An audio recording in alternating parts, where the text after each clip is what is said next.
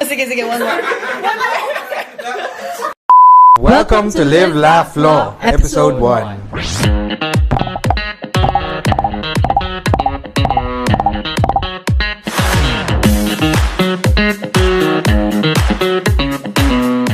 So welcome to Live, Laugh, Law. We are going to be talking about the bar this year. But first, let's get our introductions out of the way. Sir? Hi, I'm attorney Paulo Javier. I used to be a practicing lawyer, and I recently entered the judiciary now, working as a clerk of court in a regional trial court. Hi everyone, I'm Hazel Modesto from UST Civil Law. I'm currently in my third year, incoming fourth year, and I'm also a content creator. I am Dora Dorado, graduating student from Ateneo Law, also a content creator and an all-around diva. Okay. Yes. So we're taking this topic from like multiple perspectives. One's already bar passer, a practicing attorney. You're doing the bar next year. Sana. And I'm doing the bar this year. Sana. Kaya mo yan. Yeah. So I'm sure we have like generational differences of how to study, how to perfect. Actually, yung preparation mo nga sa school, parang yun na rin yung preparation mo for the bar, di ba? Yeah. So, ikaw, attorney, what worked for you nung time mo? Well, I have to give a brief background muna, no? When I was in my early years in law school, I wouldn't say that I was the best student, no? Because I was having fun as well, no? But when I reached my third and fourth years, that was the time that I started to really buckle down and study, no? So, hinahabol ko yung mga hindi ko na masyadong naaral noon, no? Which helped naman, no? Yeah. I made up for whatever I lacked then, and then I worked extra hard nung bar review season, no? Mostly it was prompted by my feeling na I didn't study my first and second year, so I went into bumawi talaga ako, no? I went into overdrive, no? To such a point na medyo it might be too much for some, no? Okay, kasi my schedule during bar review was as soon as I'd wake up, I took an apartment in near the review center. I studied from 6, 7, or 8 a.m. until dinner time. But syempre with breaks for meals and coffee, no? So would you say, attorney, nung bar review mo, you stuck to a more like parang 10-hour, 12-hour study days compared to your student life? Yes, that's true. But I want to emphasize na what worked for me may not necessarily work for other people, no? Kanya-kanyang strengths and weaknesses yan, no? And you also have to take into account, sa tingin ko, the way you learn, no? If you're a visual learner, do what works for you. Ako, medyo tactile and visual, so if you would look at my codals until now, which I still use, durog na durog yung pages sa kakasulat in circle, highlight. Yung ganyang kakapal, ganyan na siya kakapal ngayon. Dahil meron din, yan. Ikaw naman, as a student now, kamusta yung study habits mo? What works for you naman? Yung sa akin kasi, medyo matagal talaga ako mag-aral. Kasi for me to remember better, kailangan ko siyang isulat. Yeah. Tapos kailangan ko gumawa ng sarili kong reviewer. Kasi sometimes, yung mga reviewers na nakuha ko from online or from my friends, hindi siya organized the way na I want. So, sa mga reviewers ko, parang nalagay ko na yung case digest, nalagay ko na yung mga concepts in my own words kung paano ko siya naintindihan. Para mas madali ko na lang siyang basahin after and madali ko siyang ma-recall kapag mag-exam na or recitation. So, ayun, medyo matagal. Kaya umaabot din ako ng 12 hours, especially kapag yung coverage masyadong mahaba or yung mga prof hindi binibigay yung coverage kung ano dapat for recit. And kung cover to cover yung exams, right, attorney? So, yun, mahirap. How about for you naman? Ayoko sumagot. I was gonna ask lang before I answer. Si attorney sabi niya may time daw talaga siyang mag-have fun. For first, second, third year, ikaw, do you still like find time to out of your schedule? You said yun na parang 12-hour work days ka. Do you still find time to have fun? Actually, kasi hindi talaga ako nagpa-party. Hindi talaga party. Oo nga. Okay. How do you unwind, di ba? How do you find fun? Well, for me kasi, going out with friends, yun na yung unwind ko. Yung parang meeting friends outside law school, na hindi law students. Parang pag shinare ko yung struggles ko, sabihin lang nila, okay lang yan. Pero okay lang yan, kaya mo yan. Kahit na, hindi ko nakakaya, diba? So, yung mga ganun lang. Pero kasi, yun nga, since nag-work ako part-time as content creator, di ba, syempre, our work, yung content natin, work pa rin siya. Yeah. So, yung mga days na wala akong pasok, nilalaan ko siya sa paggagawa ng content for brand. So, basically, parang wala talagang pahinga. Yeah. So, to answer your question naman, ako, luckily, medyo one-read wonder yung... Wow! Hindi naman sa Wow! Pabasbas. Alam mo, natutunan ko na lang kasi siya na parang no first year ako, so siyempre adjust ka.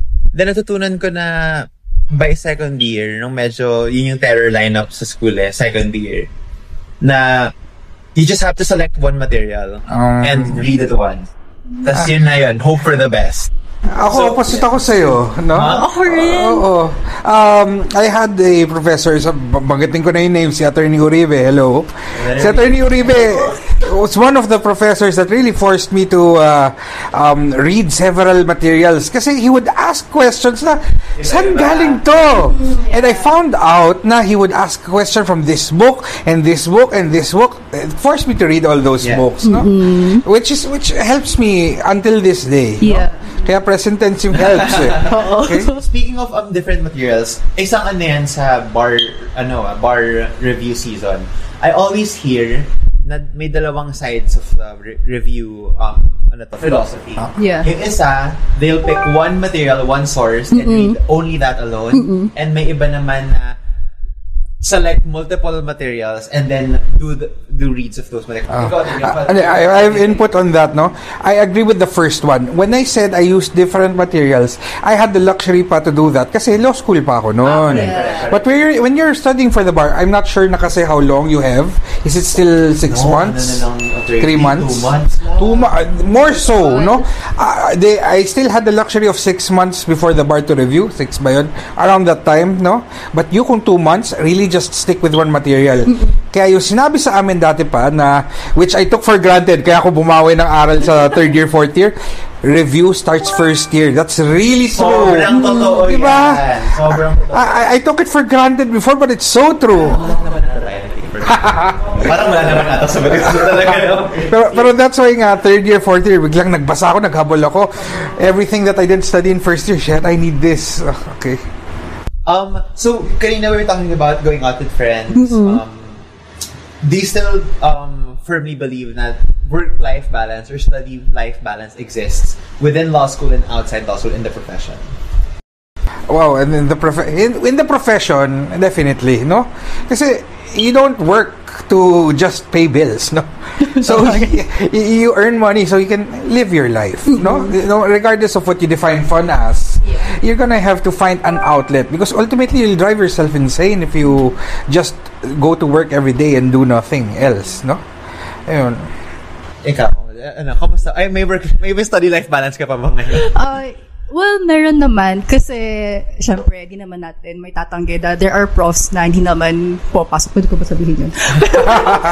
So, sa ganong instances, dun ko dinadala lahat ng work ko sa UST. So, yung products, kailangan pasok siya sa a day in a life. Para pag pinromote ko siya, kasama na siya sa content ko. Para hindi ko na kailangan gumawa ng separate time or like, yung imbis na ipagpapahinga ko, gagawa pa ako ng content. So, lahat, dinadala ko na siya sa UST. Tapos, dun ako naghahanap ng time para gumawa. Mahirap siyang i-juggle. Basically, kasi nga, syempre, mag-aaral ka, tapos may naka-set up ka na laptop, tapos isipin mo pa, paano mo siya ipapagduktong-duktong, diba? Paano mo i-market yung brand.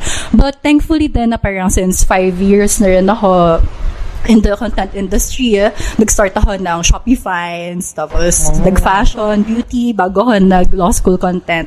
Kasi mahirap na nung pandemic na na mag-beauty or fashion, masyado nang saturated. So, I find myself na, okay, sige, mag-law school content. Try lang naman. Although nung una, syempre, ayoko kasi baka ma-jinx, diba? Yeah. Or ma-evil eye. So, parang, sabi ko na, since mahirap siyang bitawan kasi it's work, di ba? May income, may commissions from it. So, sabi ko, sige, pangdagdag na rin na pangkape ko kapag nag-aaral ako.